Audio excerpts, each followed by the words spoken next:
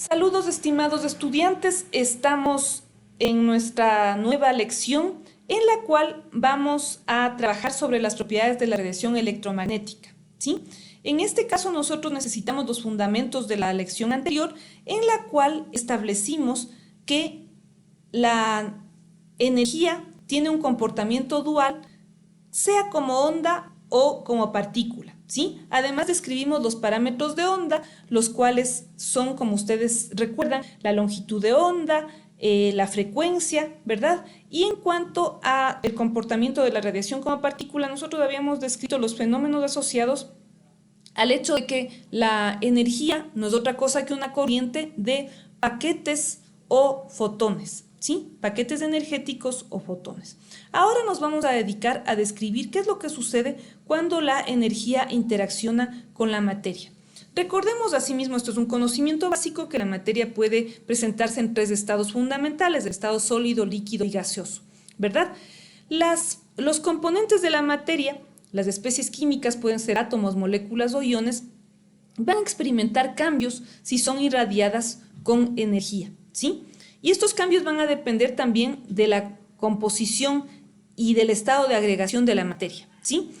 Cierto tipo de energía puede generar cambios que se expresan como movimientos, sean de rotación, vibración o traslación, ¿sí? Si la materia se encuentra en estado gaseoso, evidentemente va a tener mayor espacio, ¿verdad?, de expresar, digamos así, estos movimientos. Puede generar los tres tipos de movimientos. En cambio, una especie química en estado líquido o sólido, ¿verdad?, va a tener menos espacio y puede tener restricción de estos movimientos, ¿sí? Ciertos tipos de energía generan cambios a nivel de estos movimientos, sean de rotación, vibración o traslación. Sin embargo, otros tipos de energía son bastante más potentes y lo que generan son cambios a nivel de energía de los electrones. Estos cambios se conocen como transiciones y asimismo depende del tipo de energía para que se den diferentes transiciones. Y justamente estas transiciones fundamentan los métodos espectroscópicos. En este cuadro que estamos mirando ahora se describen algunos, no todos, los métodos espectroscópicos asociados a la energía que genera las transiciones que vamos a describir, ¿sí? Hemos seleccionado los más populares, llamemos así, pero existen otros tipos de espectroscopías también asociadas a transiciones en diferentes secciones de la materia, ¿sí? Por ejemplo, nosotros vamos a fijarnos aquí, se establece que la espectroscopía de resonancia magnética nuclear genera transiciones a nivel del spin nuclear, ¿sí? Como ustedes saben, todos los electrones están caracterizados por números cuánticos y se encuentra también el número cuántico de spin. Obviamente está asociado también a las propiedades del núcleo, ¿sí? Y el spin puede alinearse a favor o en contra de un campo magnético. Aquí estamos viendo el rango de longitud de onda, que es de 0.5 a 10 metros, lo cual quiere decir que es una longitud de onda larga, ¿sí? Por consiguiente, nosotros sabemos que esto está asociado a una energía baja, ¿verdad? Porque la energía es inversamente proporcional a la longitud de onda, ¿sí? En cambio, la espectroscopía Raman e infrarroja está en un campo de 0.8 a 300 milímetros. Obviamente aquí la longitud de onda es mucho más corta, ¿sí? Y esto obviamente está asociado a que la energía es más alta. Y esta energía genera una transición a nivel de rotación y vibración molecular.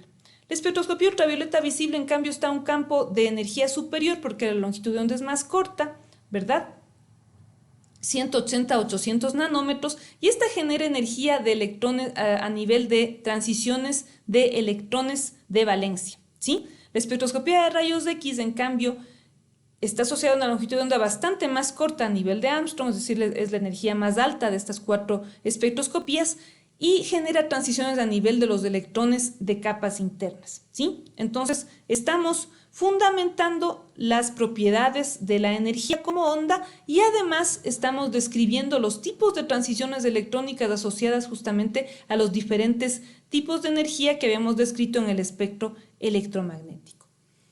Ahora, dado que estamos hablando de cambios o transiciones, asimismo debemos recordar que para describir nivel probabilístico donde puede encontrarse un electrón, nosotros habíamos aplicado los principios de mecánica cuántica y nosotros sabemos que la forma de describir este nivel probabilístico es mediante los números cuánticos, ¿sí? Nosotros sabemos entonces que los números cuánticos, si ustedes lo recuerdan, son números discretos, quiere decir que son números discontinuos, ¿sí? Nosotros no utilizábamos decimales, sino utilizábamos números enteros. Los niveles de energía, el número cuántico principal es 1, 2, 3, etc.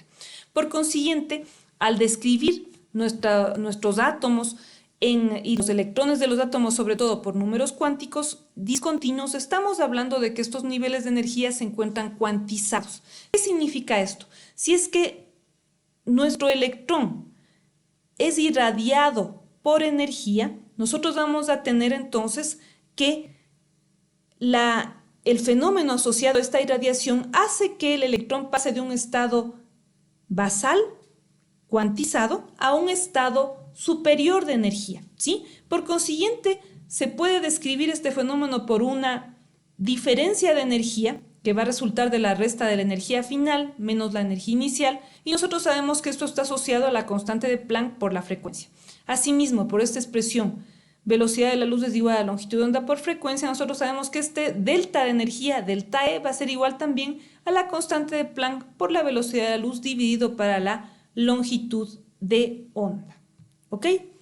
Ahora, esto nos permite también establecer que las especies químicas van a responder de diferentes maneras a el incremento de energía, ¿no es cierto? Existen especies absorbentes capaces de absorber la energía con la que se les irradia y con esto pasan de un estado basal a un estado excitado y así la diferencia de energía va a ser igual entonces a la constante de Planck por la frecuencia.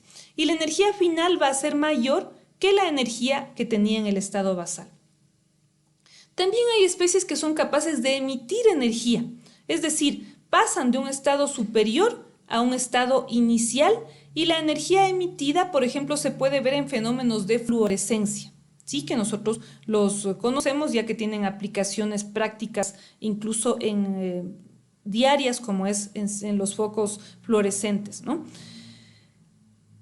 Por consiguiente, dado que las especies químicas reaccionan ante una irradiación energética y generan estos cambios de energía, estos deltas de energía, ¿no es cierto? Nosotros podemos irradiar de energía a ciertas longitudes de onda, es decir, de radiación monocromática, podemos hacer un cambio, ¿no es cierto? Podemos irradiar a diferentes niveles de energía y cuantificar la cantidad de energía absorbida y esto nos va a generar un gráfico, ¿sí? Este gráfico se conoce como un espectro, ¿sí? Entonces los espectros de absorción se obtienen justamente gracias a especies que son capaces de absorber la energía radiante y nos dan diferentes tipos de información sobre una molécula. El espectro que tenemos en el lado izquierdo es un espectro infrarrojo y cada uno de estos picos, de estas señales, están asociadas a longitudes de onda características y me están diciendo qué tipo de grupos funcionales constituyen la molécula, ¿sí? Este es el espectro infrarrojo del diclorometano y de aquí yo puedo saber que esta molécula tiene enlaces carbono-cloro y enlaces carbono-hidrógeno. El espectro que nosotros tenemos acá a la derecha es un espectro de absorción ultravioleta visible. Está en el campo, como pueden ver, del visible, ¿verdad?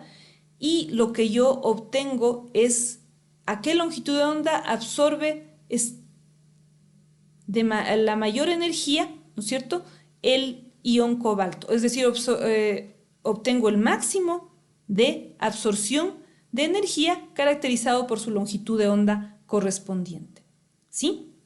Toda esta información me va a servir para fundamentar métodos para caracterizar especies químicas, tanto desde el punto de vista cualitativo como desde el punto de vista cuantitativo. Ok, ahora vamos a caracterizar las leyes que están rigiendo justamente la absorción de energía, ¿sí? Para poder medir la absorción de energía, nosotros generalmente colocamos a nuestra especie química preparada en una solución, ¿sí? La tenemos que disolver y la colocamos en una celda, ¿sí? en la cual vamos a generar el fenómeno. La radiación incidente va a atravesar esta celda y obviamente una porción de la energía va a ser absorbida por el analito capaz de generar este fenómeno y vamos a poder medir la cantidad de radiación emergente, ¿sí? Aquí lo importante es que el haz de luz sea monocromático, es decir, que sea a una longitud de onda específica, ¿sí?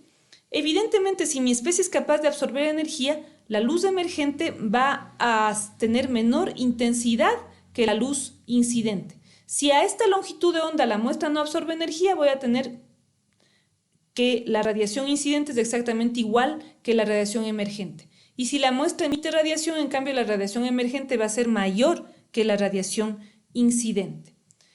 Yo puedo caracterizar estos fenómenos de absorción de la energía con un parámetro que se conoce como transmitancia. La transmitancia se define como la proporción entre la radiación incidente sobre la radiación emergente, ¿sí?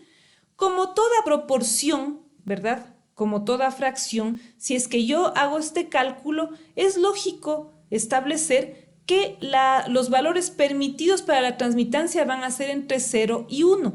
Ya dijimos que si nosotros tenemos, por ejemplo, que la especie no absorbe la radiación, ¿sí? Si el paso de luz es totalmente igual, estas dos proporciones, estos dos factores que caracterizan la radiación, P y P sub 0 van a ser igual, por consiguiente la transmitancia va a ser igual a 1. Pero si la especie química absorbe totalmente la radiación, no va a haber transmitancia, la transmitancia va a ser igual a 0. Entonces la transmitancia es la cantidad de luz que atraviesa la muestra, ¿verdad? Si las muestras son muy diluidas, la transmitancia va a ser igual a 1, ¿sí? Y si las muestras en cambio son tan concentradas que no permiten el paso de luz, la transmitancia va a ser igual a 0, ¿sí? Dado que por estas deducciones es lógico pensar que la transmitancia es inversamente proporcional a la concentración, para estudiar cuantitativamente la absorción de la radiación y relacionarla con la concentración de una muestra, se requirió caracterizar otra cantidad, que es la absorbancia. La absorbancia, en cambio, es igual al logaritmo en base 10 del inverso de la transmitancia, es decir, menos logaritmo de transmitancia, ¿sí? Y en este caso, nosotros tenemos que la transformación de transmitancia en absorbancia nos permite asociar directamente la absorbancia con la concentración. Cuando la luz no es absorbida, cuando la luz emergente es igual a la luz incidente, la absorbancia es igual a 0, ¿sí? No obstante, la transmitancia se utiliza en muchos cálculos y a veces es más cómodo expresarla como porcentaje de transmitancia, simplemente multiplicando la transmitancia por 100, ¿ok? Ahora, si nosotros queremos relacionar, si nosotros decimos que la absorbancia es directamente proporcional a la concentración, también tenemos que relacionarla con la longitud del paso de luz, ¿sí? A través de la celda, la longitud del paso de luz en centímetros, ¿verdad? También, obviamente, vamos a colocar a nuestro analito en una concentración específica. La concentración normalmente se expresa en molaridad, moles por litro, ¿sí? Y la absorbancia es una cantidad adimensional. La absorbancia no tiene dimensiones. Por consiguiente, para transformar una proporción en una igualdad, nosotros necesitamos un coeficiente. El coeficiente de absortividad molar va a estar asociado a dos factores. Primero, a la identidad química del analito y segundo, a la longitud de onda a la cual se produce la absorción. Entonces, el coeficiente de absortividad molar es una constante que tiene las unidades correspondientes para lograr que la absorbancia sea adimensional, ¿sí? Nosotros sabemos que la concentración puede expresarse en diferentes unidades, ¿sí? Si nosotros expresamos en unidades diferentes de la molaridad, el coeficiente de absortividad no va a ser molar, sino va a ser en las unidades correspondientes y también se presenta en literatura, ¿sí? Pero la relación absorbancia igual coeficiente de absortividad molar por paso de luz por concentración es lo que se conoce como la ley de Beer o también ley de Lambert-Beer, que nos permite asociar la absorbancia con la concentración de una muestra, ¿sí? Yo les agradezco mucho su atención. Estaremos comunicándonos para seguir desarrollando nuestra asignatura. Por favor, revisen este video más del material de apoyo que va a estar presente en el e-virtual. Saludos cordiales.